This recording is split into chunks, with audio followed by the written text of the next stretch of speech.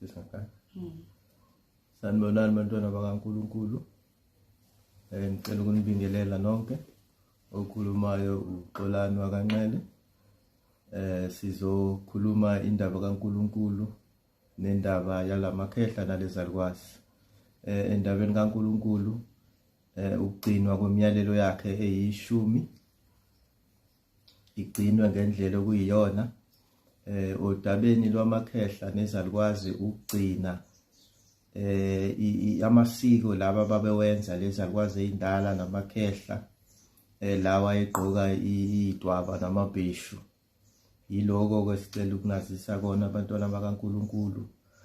Konke nje amasiko, ukubikwa kweingane, ukukhuliswa kweingane, ukubikwa kwamalawu, ukubikwa kweimoto, ukwandiswa kwemisebenzi, konke nje wonke lawo masiko ayegcinwa ilamakhehla nezalukwazi laba basondele kuNkulunkulu, laba abamhlophe. Siyacela ke sikhona kwabadinga usizo. Ama numbers akhona, inamba ithi u078 863 0267, yeah. Enye ithi u073 45 10 150. Sitholakala ke kulawo ma numbers omabili. Sitholakala eSavannah Park, number 9. Thini ngabonga? Lazy Light Place eSavannah Park. Ilapho la sitholakala khona.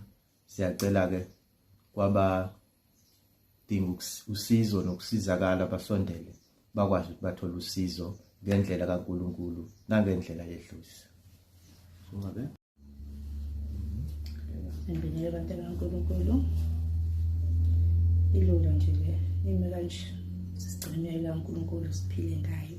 Siyazi singagcini ngokuyazi kuphela, kepha siphile ngayo. Exodus 20 ngoba kona kwethu njengoba sabantu kuyishumi uphula lemiyalelo uNkulunkulu ayisimiseleyo nokuthi siphile ngayo. Mabe singaphila ngayo lemiyalelo bese silandela okwakwenziwa wokhokho, akukho engeke usilungele njengoba sisala emhlabeni. Lokho nje kubalekile siphile ngalemiyalelo kaNkulunkulu elishumi. Sikade ukuthi osukwini nosuku awukho oyiphulayo kulemiyalelo kaNkulunkulu. Then mase sazisa labanikazi bomzimba ababazali